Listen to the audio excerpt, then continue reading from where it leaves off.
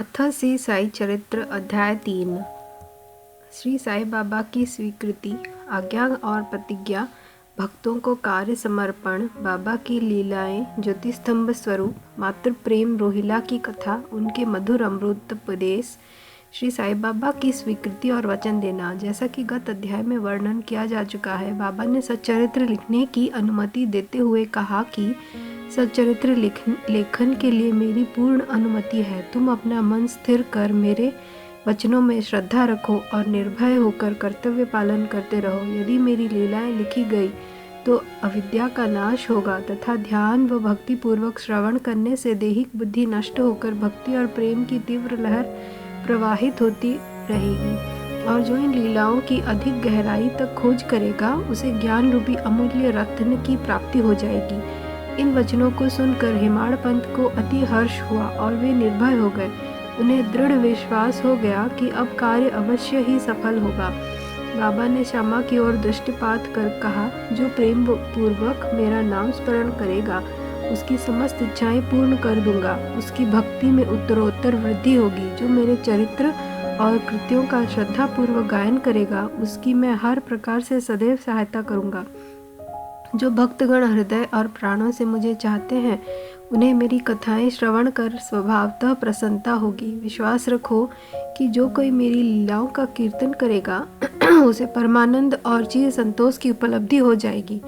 यह मेरा वैशिष्ट्य है कि जो कोई अनन्य भाव से मेरी शरण आता है, जो श्रद्धापूर्वक मेरा पूजन निरंतर स्मरण और मेरा ही ध्यान किया करता है, उसको मैं मुक्ति प्रदान कर देता हूँ।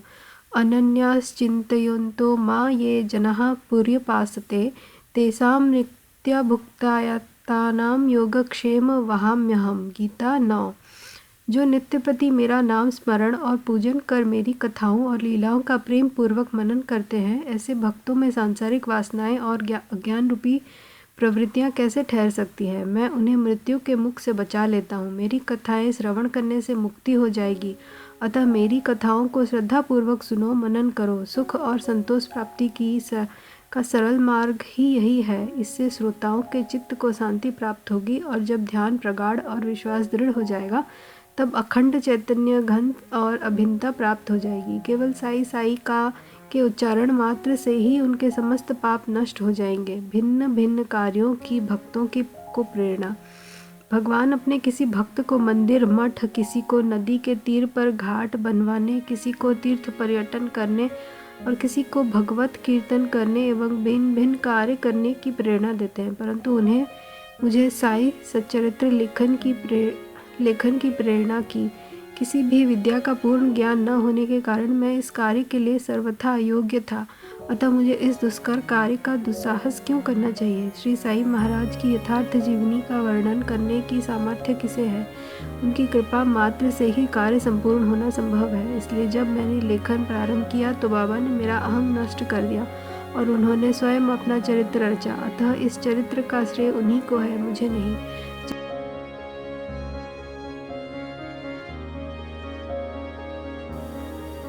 अथ श्री साई चरित्र अध्याय 3।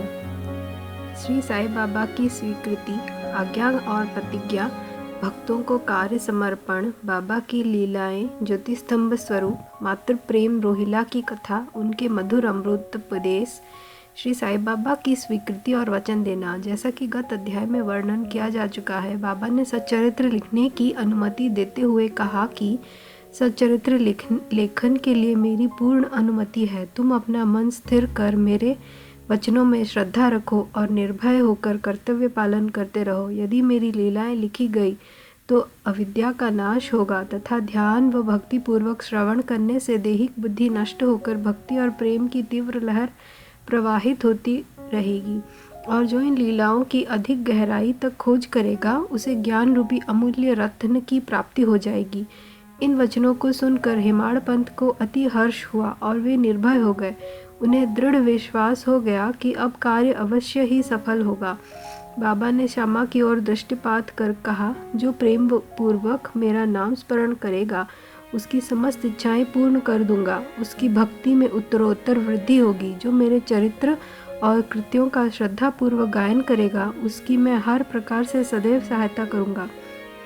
जो भक्तगण हृदय और प्राणों से मुझे चाहते हैं उन्हें मेरी कथाएं श्रवण कर स्वभावतः प्रसन्नता होगी। विश्वास रखो कि जो कोई मेरी लीलाओं का कीर्तन करेगा उसे परमानंद और चिर संतोष की उपलब्धि हो जाएगी। यह मेरा वैशिष्ट्य है कि जो कोई अनन्य भाव से मेरी शरण आता है, जो श्रद्धापूर्वक मेरा पूजन निरंतर स्मरण और मेरा ही ध्यान किया करता है, उसको मैं मुक्ति प्रदान कर देता हूँ। अनन्याश्चिन्तयन्तो मां ये जनाः पर्युपासते तेषां नित्यभुक्तायतानां योगक्षेम वहाम्यहम्। गीता 9। जो नित्यप्रति मेरा नाम स्मरण और पूजन कर मेरी कथाओं और लीलाओं का प्रेम पूर्वक मनन करते हैं, ऐसे भक्तों में सांसारिक वासनाएं और अज्ञान रूपी प्रवृत्तियां कैसे ठहर सकती है। मैं उन्हें मृत्यु के मुख से बचा लेता हूँ। मेरी कथाएं श्रवण करने से मुक्ति हो जाएगी। अतः मेरी कथाओं को श्रद्धापूर्वक सुनो, मनन करो। सुख और संतोष प्राप्ति का सरल मार्ग ही यही है। इससे श्रोताओं के चित्त को शांति प्राप्त होगी और जब ध्यान प्रगाढ़ और विश्वास दृढ़ हो जाएगा तब अखंड चैतन्य घन और अभिन्नता प्राप्त हो जाएगी। केवल साई साई का के उच्चारण मात्र से ही उनके समस्त पाप नष्ट हो जाएंगे। भिन्न भिन्न कार्यों की भक्तों को प्रेरणा। भगवान अपने किसी भक्त को मंदिर, मठ, किसी को नदी के तीर पर घाट बनवाने, किसी को तीर्थ पर्यटन करने और किसी को भगवत कीर्तन करने एवं भिन्न भिन्न कार्य करने की प्रेरणा देते हैं, परंतु उन्हें मुझे साई सच्चरित्र लेखन की प्रेरणा की। किसी भी विद्या का पूर्ण ज्ञान न होने के कारण मैं इस कार्य के लिए सर्वथा अयोग्य था, अतः मुझे इस दुष्कर कार्य का दुस्साहस क्यों करना चाहिए। श्री साई महाराज की यथार्थ जीवनी का वर्णन करने की सामर्थ्य किसे है। उनकी कृपा मात्र से ही कार्य संपूर्ण होना संभव है। इसलिए जब मैंने लेखन प्रारंभ किया तो बाबा ने मेरा अहंग नष्ट कर दिया और उन्होंने स्वयं अपना चरित्र रचा। अतः इस चरित्र का श्रेय उन्हीं को है, मुझे नहीं। जन्मतः ब्राह्मण होते हुए भी मैं दिव्य चक्षु विहीन था, अतः साई सच्चरित्र लिखने में सर्वथा योग्य ही था, परंतु श्री हरि कृपा से क्या संभव नहीं है।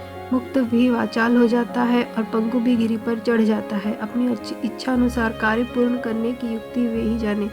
हारमोनियम और बंसी को यह आभास कहाँ की ध्वनि कैसे प्रसारित हो रही है, इसका ज्ञान तो वादक को ही है। चंद्रकांत मणि की उत्पत्ति और जार भाटे का रहस्य मणि अथवा उद्धित नहीं, वरन शशि कलाओं के घटने बढ़ने में ही निहित है। बाबा का चरित्र ज्योतिस्तंभ स्वरूप। समुद्र में अनेक स्थानों पर ज्योतिस्तंभ इसलिए बनाए जाते हैं जिससे नाविक चट्टानों और दुर्घटनाओं से बच जाएं और जहाज को कोई हानि न पहुंचे। इस भव सागर में श्री साई बाबा का चरित्र ठीक उपयुक्त भांति ही उपयोगी है। वह अमृत से भी अति मधुर और सांसारिक पथ को सुगम बनाने वाला है। जब वह कानों के द्वारा हृदय में प्रवेश करता है तब दैहिक बुद्धि नष्ट हो जाती है और हृदय में एकत्रित करने से समस्त कुसंकाएं अदृश्य हो जाती है। अहंकार का विनाश हो जाता है तथा बौद्धिक आवरण लुप्त होकर ज्ञान प्रकट हो जाता है। बाबा की विशुद्ध कीर्ति का वर्णन निष्ठापूर्वक श्रवण करने से भक्तों के पाप नष्ट होंगे।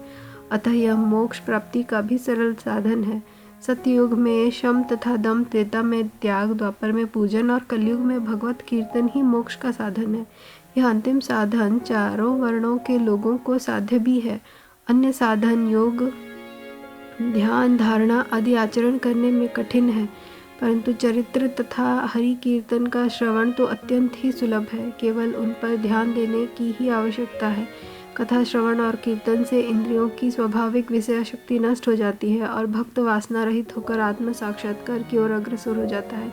इसी फल को प्रदान करने के हेतु उन्होंने सच्चरित्र का निर्माण कराया। भक्तगण अब सरलतापूर्वक चरित्र का अवलोकन करें और साथ ही उनके मनोहर स्वरूप का ध्यान कर गुरु और भगवत भक्ति के अधिकारी बने तथा निष्काम होकर आत्म साक्षात्कार को प्राप्त हों। साई सच्चरित्र का सफलतापूर्वक संपूर्ण होना यह साई महिमा ही समझे। हमें तो केवल एक निमित्त मात्र ही बनाया गया है, मात्र प्रेम।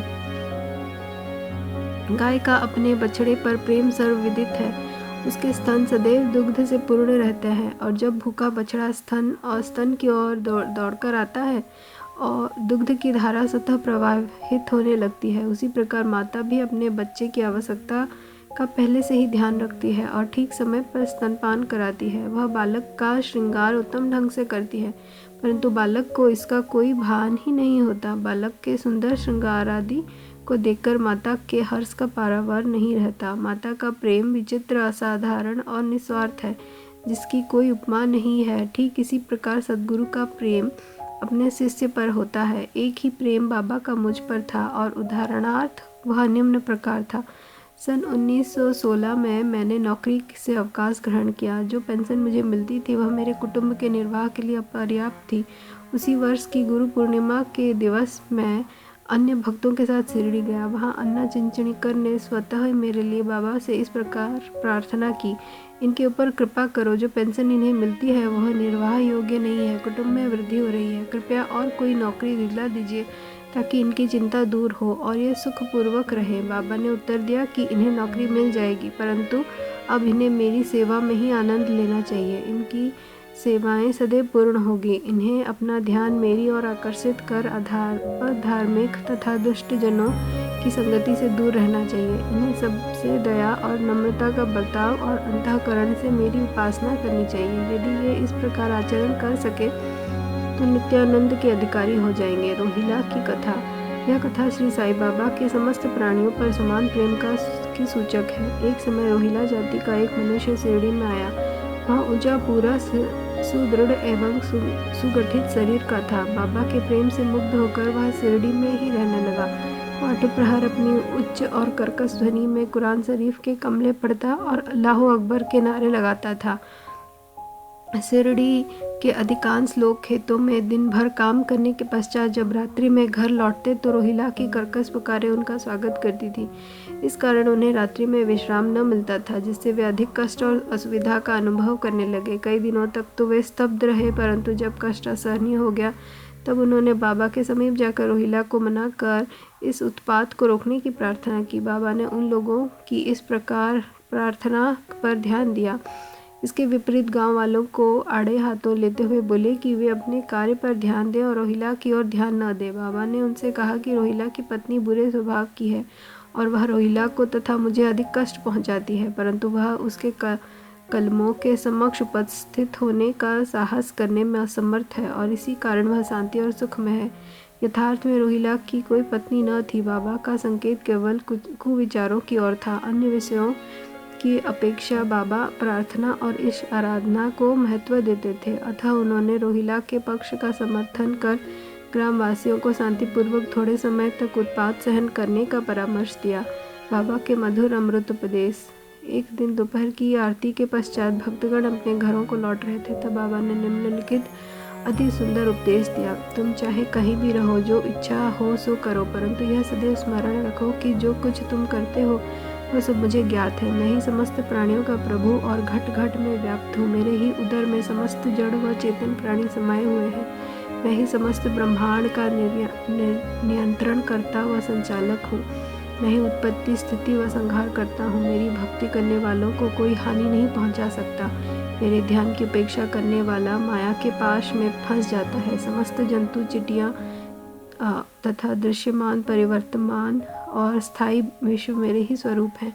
इस सुंदर तथा अमूल्य उपदेश को श्रवण करें। मैंने तुरंत यह दृढ़ निश्चय कर लिया कि अब भविष्य में अपने गुरु के अतिरिक्त अन्य किसी मानव की सेवा न करूँगा।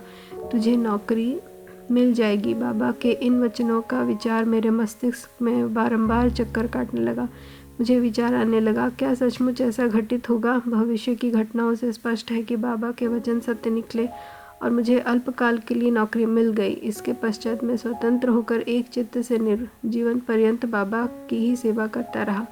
इस अध्याय को समाप्त करने से पूर्व मेरी पाठकों से विनम्र प्रार्थना है कि वे समस्त बाधाएं जैसे आलस्य, निद्रा, मन की चंचलता व इंद्रिय आसक्ति दूर कर एक चित्त हो अपना ध्यान बाबा की लीलाओं की ओर दें और स्वाभाविक प्रेम निर्माण कर भक्ति रहस्य को जाने तथा अन्य साधनाओं में व्यर्थ श्रमित न हो। उन्हें केवल एक ही सुगम उपाय का पालन करना चाहिए और वह श्री साई लीलाओं का श्रवण।